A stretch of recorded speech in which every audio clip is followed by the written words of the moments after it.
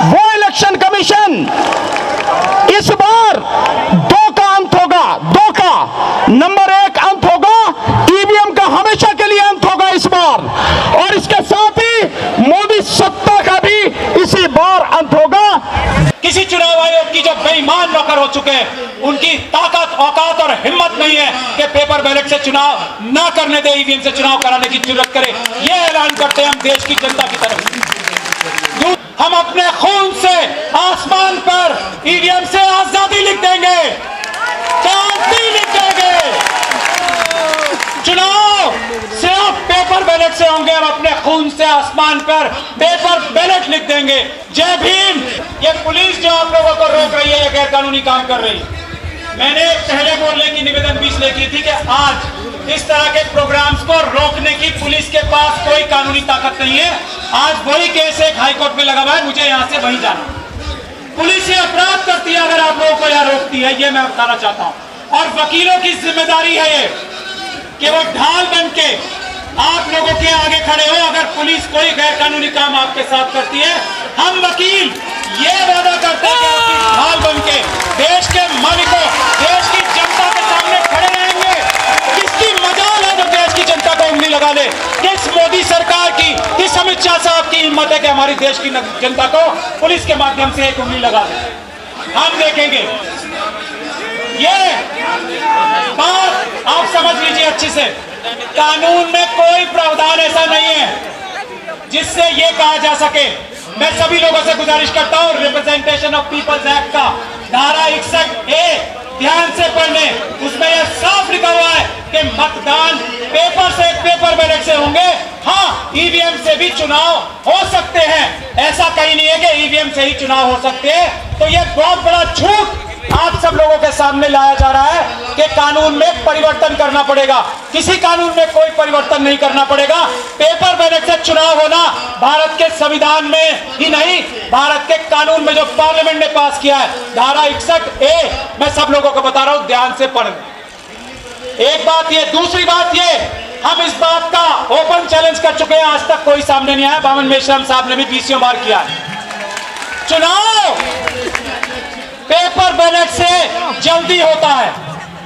इस चैलेंज के सामने आज तक मोदी सरकार का कोई नहीं आया हमारे सामने। बैठ जाइए। चुनाव सस्ता पेपर बैलेट से होता है, चुनाव सुरक्षित पेपर बैलेट से होता है। इसका कोई जवाब किसी के पास नहीं है। ईवीएम धोखा ही धोखा है। ईवीएम से चुनाव महंगा होता है, ईवीएम से चुनाव देर से होता है, और ईवीएम से सारे बैलेट पेपर्स, सारे बूथ एक साथ लूटे जा सकते हैं। ऐसा ईवीएम का धंधा है गोरखपुर। तो हम यही कहना चाहते हैं। हमारी एक छोटी बहन डॉक्टर रितु भी एक लड़ाई लड़ रही है यूनिवर्सिटीज में। मैं ये चाहता हूं बामन मेश्राम साहब से भी और आप सब से भी, यूनिवर्सिटीज में भी ये ईवीएम की लड़ाई बुलंद होनी चाहिए। और उसके लिए हम लोग सब हमारे डॉक्टर रितु जैसे भाई बहनों से और स्टूडेंट से कहें कि स्टूडेंट्स यूनिवर्सिटीज में ताले लगा दे, क्योंकि अगर ईवीएम से चुनाव होगा तो यूनिवर्सिटियां वैसे ही बंद कर दी जाएंगी। हम स्टूडेंट से देश के आह्वान करते हैं वो करें। और मैं आखिरी दो बातें कहकर अपनी बात खत्म करना चाहता हूं। पहली, ये हम लोगों की लड़ाई नहीं है, ये देश की जनता ने अपने ईमानदार नौकरों को, हम सबको ये आदेश दिया है कि उठो और ईवीएम को खत्म कर दो, पेपर बैलेट से चुनाव कराओ। ये देश की जनता का आह्वान है, देश की जनता का आदेश है। किसी नौकर की, किसी बेईमान नौकर की, किसी प्रधानमंत्री जो बेईमान नौकर हो चुके हैं, किसी होम मिनिस्टर की जो बेईमान नौकर हो चुके हैं, किसी सुप्रीम कोर्ट के जज की अगर वो ईमानदारी से फैसला नहीं करते, किसी चुनाव आयोग की जो बेईमान नौकर हो चुके हैं, उनकी ताकत, औकात और हिम्मत नहीं है कि पेपर बैलेट से चुनाव ना करने दे, ईवीएम से चुनाव कराने की जरूरत करे। ये ऐलान करते हैं हम देश की जनता की तरफ। दूसरी और आखिर बात, ईवीएम के खिलाफ हम भारत के संविधान और कानून के माध्यम से हम अपने खून से आसमान पर ईवीएम से आजादी लिख देंगे, क्रांति लिख देंगे। चुनाव सिर्फ पेपर बैलेट से होंगे। हम अपने खून से आसमान पर पेपर बैलेट लिख देंगे। जय Bhim. Commission of India election commission of Modi बन चुका है, इलेक्शन कमीशन ऑफ मोदी। और किस तरह से Bharat electronics limited BJP electronics electronics limited बन चुका है। 7 में से 4 डायरेक्टर बीजेपी के पदाधिकारी, और सब कुछ किस तरह से सॉफ्टवेयर डेवलप किया जाता है, किस तरह से उसमें सोर्स कोड डाला जाता है, और किस तरह से जो चिप है उसके साथ में जोड़ा जाता है। अब कुछ पर्दा तो नहीं रहा, किसी के भी सामने कुछ बचा तो है नहीं।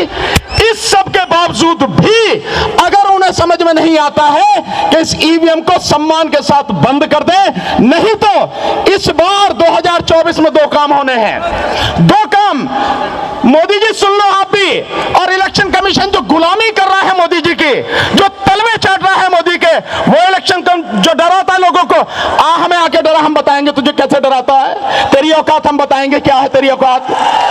वो इलेक्शन कमीशन इस बार 2 का अंत होगा, 2 का। नंबर 1 अंत होगा, ईवीएम का हमेशा के लिए अंत होगा इस बार, और इसके साथ ही मोदी सत्ता का भी इसी बार अंत होगा।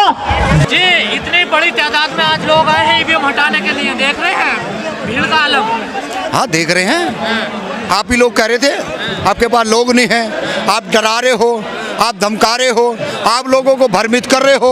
हम तो आपसे ही पूछ रहे हैं, आज बताओ, हम डरा रहे हैं, भ्रमित कर रहे हैं क्या? जो सोए हुए लोगों को जगा रहे हैं, जो गहरी नींद में जो गोबर का सेवन करने वाले लोगों को भी बता रहे हैं। जाग गए लोग, जाग गए, हुलारे मार रहे लोग और कह रहे हैं बहुत जल्दी है ना इस मोदी सरकार का सफाया होगा भारत देश के अंदर से। मौसम खराब है फिर भी भीड़ जम रही है यहाँ। अच्छा, भी तो कह रहा बारिश आ रही है, बारिश के अंदर भी इधर से उधर कोई नहीं हिल रहा है। ये ताकत होती है। अगर वो संगी होते, वो बीजेपी के होते, तो उनकी पतलून गिल्ली हो जाती, और आज तक उनका क्राउड नहीं हुआ है। ईवीएम बड़ा मसला है इसका। ईवीएम बड़ा मसला है, और ईवीएम से ही सारी जो चीजें हैं, वो चाहे जातिगत जनगणना हो, चाहे देश के अंदर कॉमनलैंड की बात हो, तमाम जो हक अधिकार हैं, ईवीएम से जिस दिन चुनाव बैलेट पेपर से हो जाएगा, उसी दिन से इस देश के अंदर तमाम जो लोगों का ये आरोप लगता है कि ये जीतते नहीं हैं, ये जो आरोप लगाते हैं हारने के बाद में, उनका दिमाग में जो गंदगी भरी है वो सब निकल जाएगी। नीतीश ने पलटी मार दी, 24 के चुनाव नजदीक आ गए। देखिए, नीतीश जी का सवाल ये है कि नीतीश जी तो पहले भी वहीं थे और आज भी वो वहीं पहुंच गए हैं। हमारे साथ वो 17 साल में 17 महीने आए, और 17 महीनों के अंदर इस देश के अंदर क्या नहीं किया। 2 लाख लोगों को नौकरियां मिली, युवाओं को, और पूरे देश के लोगों को नौकरियां मिली, और जातिगत जनगणना वो भी हुआ।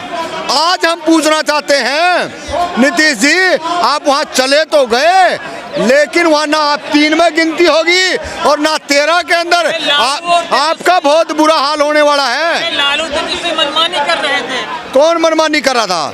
लालू और ने तुम्हारे को बोलना सिखा दिया, चलना सिखा दिया, अपने हक अधिकार लेना सिखा दिया, इसलिए बातें कर रहे हो।